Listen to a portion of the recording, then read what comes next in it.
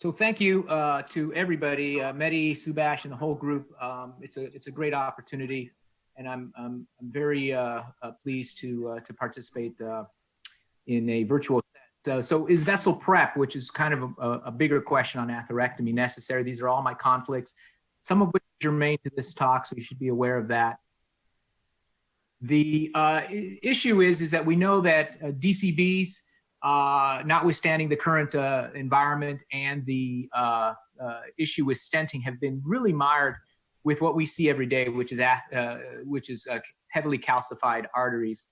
And if you look at the global cohort of impact, which I think is the most telling, when they come to long lesions, the stenting group, now they didn't say there was a lot of calcification in this group, but if you look at the overall number of stents as you went beyond the 25 centimeters, which is kind of the norm that we see in our lab, you're about 50-50 shot of having a stent placed. So I'm not sure if it's necessary or if it becomes because of poor expansion or just residual stenosis.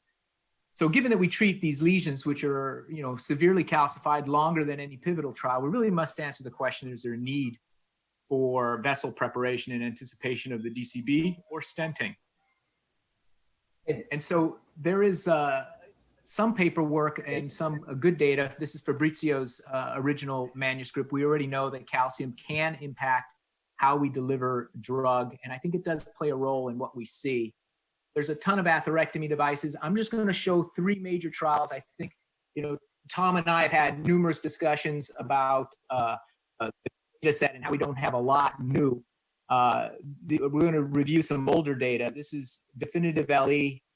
You can see that in the SFA, popliteal and infrapopliteal segments at the 8 and 6 centimeter metrics, there are benefits to atherectomy, and this is just plain old balloon angioplasty in the definitive trial. You must understand definitive did not involve calcification. When it came to DEF-LE, for the less than 4 to 10, and greater than 10 centimeter, you see a clear decline as you went out to the 10 centimeter mark. Now, the definitive AR, Tom and Gunnar Tepe led this trial. This is their original paperwork. They have the 3 and 5 year outcomes. But if you looked at the specific pilot study here, this is with the most patient population, not the follow-up patient population. They looked at both DART, directional atherectomy, as well as comparisons to strict DCB alone. And then they had a very small group, which was the severe calcium group. And that's the focus group for what I think we should look at today. And the calcification in that group on the lower right here is the 95%. When you look at the outcomes, again, with lesion lengths that were greater than 10, all well and good. The DART actually, improved there. But if you look to the right here, when it comes to just calcification compared with DCB alone, there was some combination therapy benefit of atherectomy followed by drug-coated balloon. And I think that what becomes the nidus of what's going to be the most recent trial, probably the most impressive trial, when it comes to directional atherectomy with drug-coated balloon. And that's the Viva board. Metzger is part of that group. He'll be chatting as well. And it really is a very good group. Reality was driven by DEF-AR. And this is their interim analysis at 12 months presented just this past year. And you can see that preponderance of males, de novo lesions versus restenotic lesions were primarily de novo lesions, but the lesion length as tested was about 18 centimeters, plus or minus 8 centimeters, so over 20 centimeters, and about 56% were over 150 millimeters. What was most important is that the post-directional atherectomy group was about 40% residual stenosis, and following the DCE treatment fell down to about 28% in about 97%. So a really good outcome in a heavily calcified scoring system. The PAX group was about 70% PAX 4, or type of calcification was 86% in type C, intimal plus medial.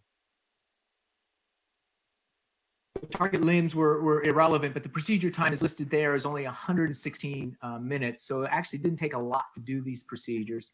Perforations were very low. Distal embolizations, as we said in definitive, are around that 4% range. It's a fairly consistent number with most of these atherectomy trials.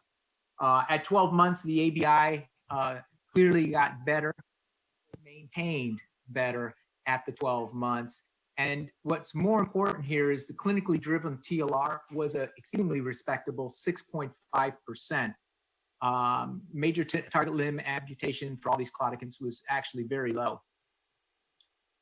When one looks at the patency, again, a PSVR of 2.4, the patency rate was 81.5% to 82% in this really challenged group.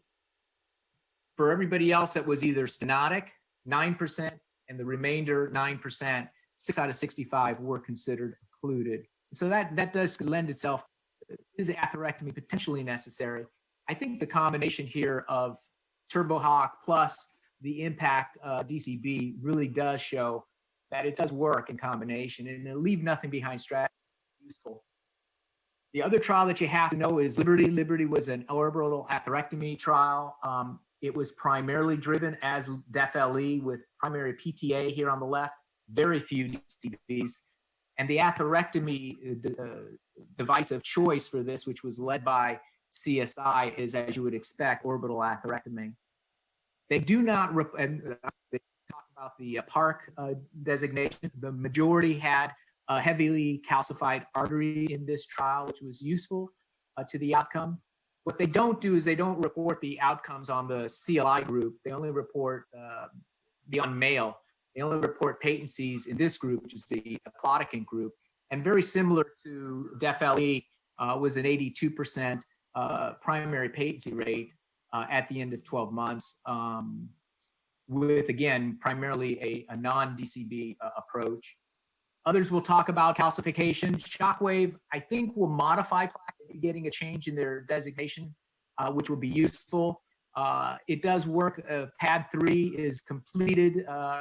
They finished that trial. So it'd be very important to see how this plays out in the real world. So in conclusion, I think that for vessel prep of all lesions, we can always say not for all lesions, but I think that DCBs, notwithstanding the current environment where we are with the Katsanos kind of craziness, DCBs have really dramatically changed the SFA landscape. I think the real world data is critically different than the randomized trial.